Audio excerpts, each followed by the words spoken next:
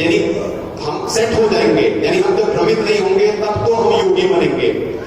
और अभी परमात्मा की आत्माओं को भ्रमित करने के लिए मनवश खेमा परमात्मा की नेक आत्माओं को निमित्त बना देता है, कभी कोई सबूत कभी कोई सबूत, उनको कंफ्यूज करने के लिए। अभी कुछ दिन पिछले समागम में भी कुछ भाई हरिद्वार से आए हुए थे, उन्होंने पवित्र कबीर सागर में से कुछ सबूत दिखाए थे कि नबी सूती के बारे में वो कह रहे थे कि पवित्र कबीर सागर में लिखा हुआ है कि साहब कह रहे हैं कि साहब है नबी सूती।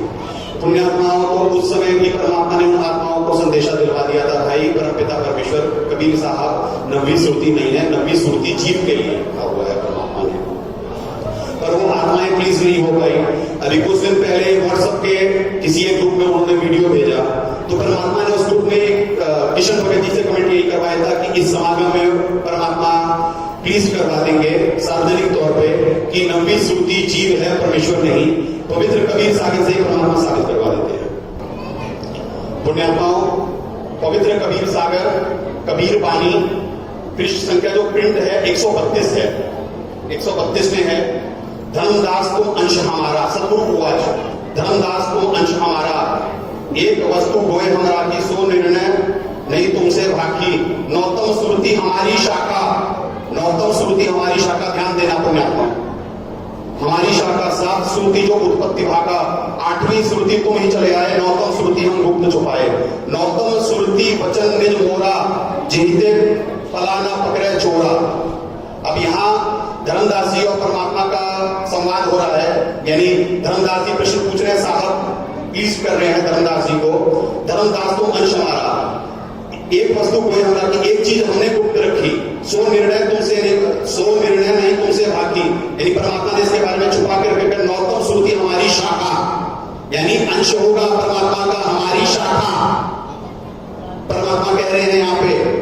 और आगे कहीं जाकर के जो कुछ लिखा हुआ है, तो इससे परमात्मा ने पहले बताया हुआ है कि पवित्र कबीर सागर में मिलावट हो चुकी है, और कुछ इस हिसाब से वाणियां होती हैं परमात्मा की, परमात्मा यानी वही वाली है कि संत की भाषा संत ही समझ पाएंगे। तो नम्र निवेदन है दास को इन शब्दों को ये प्रयोग करने में कोई अहंकार ना समझे कि खुद को संत और खुद को होशियार मान रहा है, पढ़ाई मान रहा है। दास पढ़ाई नहीं मान रहा है, पुण्यात्माओं परमात्मा की नौकरी कर रहा है। और जब तक कॉन्सेप्ट क्लियर नहीं होंगे तो हम योगी नहीं बन सकते हैं। जब तक हमारी बुद्धि भ्रमित रहेगी, हमें पूर्णतः परमात्मा से मिलने वाले लाभ प्राप्त नहीं होंगे। और काल भगवान निरंतर उलझाने की कोशिश कर रहे हैं उन आत्माओं को। पुण्यात्माएं हैं तो नेक, वो डर रही हैं पर वो भ्रमित हैं, और उनका अगर जो भ्रम बढ़ता चला गया तो वो योगी की कैटेगरी को अचीव नहीं कर सकती हैं, और फिर आपसे मिलने वाले लाभों को नहीं प्राप्त कर सकती हैं। यहां पे शाखा से क्लियर हो जाता है कि साफ नहीं है। नौतम श्रुति हमारी शाखा, फिर 7 श्रुति जो 8वीं श्रुति तुम ही चले आए, यानी परमात्मा बता रहे 8वीं श्रुति धर्मदास जी को, यानी जीव के बारे में। जब 8वीं श्रुति जीव है तो 9वीं श्रुति भी जीव ही होगा।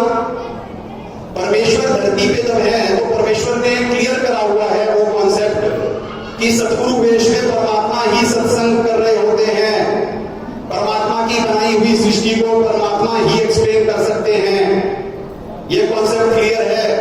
जब 9वीं श्रुति और सतगुरु जब दो अलग अलग चीज है तो अलग अलग दो कैरेक्टर होंगे। सतगुरु वेश में परमात्मा स्वयं ही आते हैं, या परमेश्वर के वो कृपा पात्र, जैसे सतलोक से परमात्मा की आत्माएं, परमात्मा ने ये भी पिछले समागम में भी कॉन्सेप्ट क्लियर निमित्त बना के करवाया था कि जैसे बंदी छोड़ सतगुरु रामपाल जी महाराज, बंदी छोड़ गरीबदास जी महाराज, यानी ये आत्माएं जो सतलोक और अगम लोक, बंदी छोड़ गरीबदास जी महाराज अगम लोक से आए, सतलोक से आए, और क्या कहते हैं अलग लोग परमात्मा ने उन्हें निमित्त बना के जो कराया, फिर उन्हें अलग लोग यहाँ की भक्ति करवा के अपना रोल निभा करके अलग लोग भेजा परमात्मा ने। बंदी छोड़ सतगुरु रामपाल जी महाराज अगम लोक से आए, परमात्मा ने रोल निभाया यहाँ से फिर क्या कहते हैं लोक अनामी में भिजवाया परमात्मा ने। ये कॉन्सेप्ट परमात्मा के शब्दों में क्लियर है, परमात्मा ने ये कॉन्सेप्ट क्लियर करवा रखे हैं। और 1997 यानी 5505 में परमात्मा ने कहा हम ही चले, हमें आगे चल के परमात्मा ही आएंगे इसी पंथ में। तो परमात्मा इस समय सतगुरु वेश में है, भक्ति हेत मान काया धर्माए अविगत सत कबीर हैं। तो 9वीं श्रुति वेश में कैसे हो सकते हैं जब जहां 8वीं श्रुति जब धर्मदास जी हैं जीव, तो 9वीं श्रुति परमेश्वर कैसे हो सकते हैं? एक बात। नौतम सुरती वचन ने छोरा जेती पलाना पकड़े चोरा, यानी इसके बारे में, नबी सुरती के बारे में किसी को कोई पकड़ नहीं पाएगा। फिर आगे धर्मदास जी वाचा, फिर सतगुरु वाचा, फिर है आठ बूंद की जुगती बनाई, नौतम थे आठों बूंद मुक्ताई। अब पुण्यात्माओं यहाँ ध्यान देना, यहाँ पे कुछ चीजों के भेद हैं। अब यहाँ पे भेद है जिससे जीव कंफ्यूज हो जाता है। 8 बूंद की जुगती बनाई, नौतम ते आठों बूंदी मुक्ताई। अब 9वीं सुरती जो होती है वो निमित्त बनती है, वहां से परमेश्वर का पंथ चलता है। जब परमेश्वर का पंथ चलता है तब वहां से जो बाकी सारी यानी आठों और जो सुरती हैं उनकी भी मुक्ति होती है। पर यहाँ पे ऐसे शब्दों का ताना बाना होता है कि जिससे जीव समझ नहीं पाता और यह सोच रहा होता है कि ये तो सतगुरु के बारे में हो सकता है, परमेश्वर के बारे में हो सकता है, जीव कैसे मुक्त करवाएगा नौतम। पर वहां से परमेश्वर से अपनी नौकरी कराते हुए पंथ चल रहा होता है। तो वहां से यह परमेश्वर का यथार्थ ज्ञान प्रकट होता है। पुण्यात्माओं अभी धैर्य से आप आज परमात्मा साबित करवा देंगे कि काल भगवान के कॉन्ट्रैक्ट और परमेश्वर के बीच के कॉन्ट्रैक्ट का भेद अभी परमात्मा कॉन्सेप्ट क्लियर करवाएंगे। बिना गुरु कोई भेद नहीं पावे, युग बंधे सो हंस कहावे, युग बंधे सो हंस कहावे। कहे कबीर सोई जन मेरा, नहीं खीर का करे मेरा।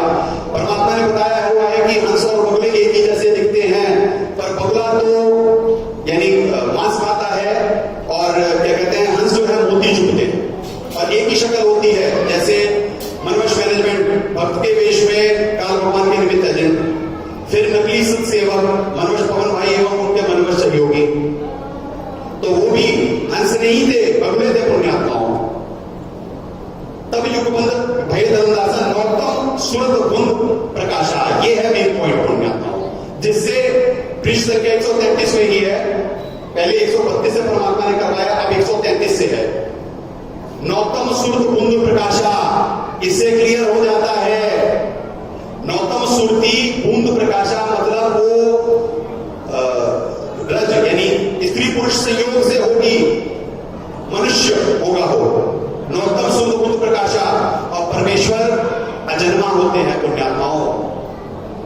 माता पिता मेरे ने ना मेरे घर दासी, जो है का सुल्तान कहाया जगत करे मेरी हासी। नौतम सुंद बुद्ध प्रकाशा। अब इसका अनुवाद परमात्मा ने कबीर जो पवित्र कबीर सागर सरलाट जो मनुष्य मैनेजमेंट लाए, जिसे परमात्मा ने साबित करवा दिया कि इसमें मिलावट हो चुकी है, उनसे ही अनुवाद में परमात्मा ने देखिए क्या कहलाया हुआ है। पुण्यात्माओं कबीर सागर का सरलाट, पुण्यात्माओं परमात्मा ने जैसे अन्य धर्म गुरुओं की पोल उन्हीं के ग्रंथों से बोली थी, ऐसे परमात्मा सारे भेद यानी इन्हीं के जो मनवश मैनेजमेंट को जो काल भगवान के निमित्त एजेंट की भूमिका निभा रहे हैं, इन्होंने ही जो मिलावट करी इन्हीं के उसे साबित करवा देंगे। अब यहां पे है पृष्ठ संख्या 79 पे परमात्मा कबीर जी ने कहा 8 बूंद यानी 17 में स्त्री पुरुष से उत्पन्न हंसों से जीव मुक्त कराने की योजना बनाई थी, तुम 8वीं बूंद हो, परंतु सबको काल ने भ्रमित कर दिया। अब 9वीं बूंद यानी नौतम सुरती से तुम 8 की मुक्ति कराई जाएगी। नौतम सुरती बूंद प्रकाशा यानी 9वें हंस का जन्म संसार में बूंद यानी माता पिता से होगा। पृष्ठ संख्या 79। पुण्यात्माओं अगर जो दास ये बात पवित्र कबीर सागर के सरलाट में से कहे तो जीव है, बात मान्य नहीं होगी। तो मनवश मैनेजमेंट कहता है कि इसका अनुवाद साहब ने करा है। परमात्मा बुलवाते हैं कि साहब ने इस साहब की सृष्टि और साहब के भेद का अनुवाद जहां जहां साहब ने करा उनमें मनवश मैनेजमेंट ने मिलावट कर दी है। ये बात सही है, जहां मिलावट नहीं हुई ये वहां पे ये उन्हीं चीजों से परमात्मा ने साबित करवा दिया कि नौतम सुरती जीव होगा, नौतम सुरती परमेश्वर नहीं हो सकते। परमेश्वर क्योंकि सतगुरु वेश में है, भक्ति हेत आन काया धराए अविगत सत्य कबीर है। अब इसी पॉइंट से ये क्लियर हो जाता है पुण्यात्माओं कि नौतम सुरती मनुष्य है। इस बार वो हरिद्वार वाले भाई है भी नहीं, क्योंकि शायद लगता है भाई जो परमात्मा बुलवाने के कंफ्यूज हो गए और पवित्र कबीर सागर में देख करके, इसी वजह से परमात्मा ने कहा है, परमात्मा ने कहा हुआ था कि भाई कि साहब ने तुम्हें राम नाम की गाड़ी दे दी, गाड़ी चलाओ, जाकर काम उसी को साजे और करे तो भूडा बाजे। परमात्मा की सारी आत्माएं दूसरों को देख कर करके ये वो फैसिनेट हो रहे होते हैं कि हम भी ये रोल कर सकते हैं यार, ऐसा ही है। पर पुण्यात्मा ऐसा नहीं है।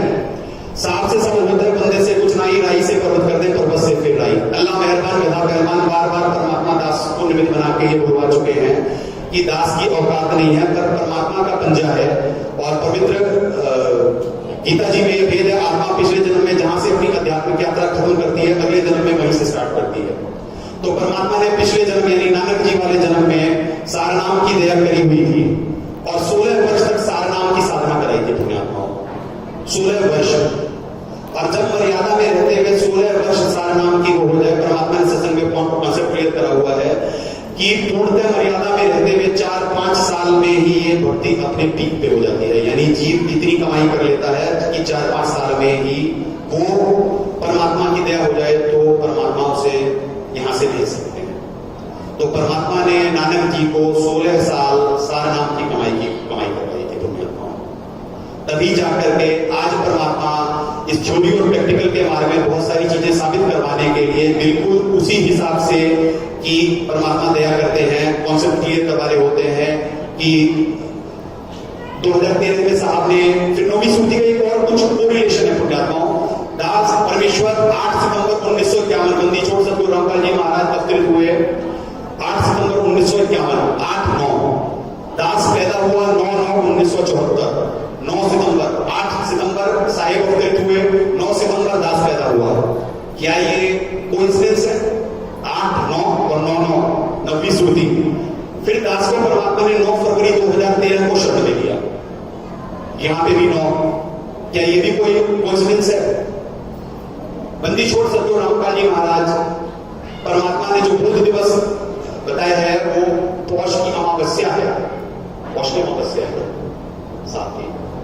वैसे 17 फरवरी वैसे डेट है जो मनोज मैनेजमेंट जो 17 फरवरी डेट के हिसाब से चलता है इंग्लिश हिसाब से, पर वो अमावस्या उसका हिसाब है। परमात्मा ने जो 9 फरवरी 2013 के दास पे जो दया करी है वो भी शाम को दया करी थी दास पे, और शाम के वक्त यानी 3:30 बजे के बाद अमावस्या लग गई थी पुण्यात्माओं। यानी दास का बुद्ध दिवस भी अमावस्या पे है, फरवरी में। तो क्या ये सारे कोइंसिडेंस है पुण्यात्माओं? और मनोज मैनेजमेंट यानी उस समय जो अभी परमात्मा नाम फॉर्म इसमें यूट्यूब में वो दिखवा देंगे कि उसमें क्या डेट लिखी हुई है और दास की डेट ऑफ बर्थ क्या है। सारे सबूत समेत परमात्मा सारे भक्त समाज को साबित करवा देंगे। फिर आगे देखिए क्या है इसमें।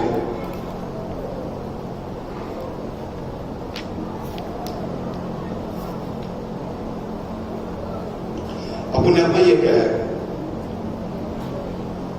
परमात्मा और काल भगवान का जो कॉन्ट्रैक्ट है, प्रथम धूप मम प्रगटे जाए पीछे अंश तो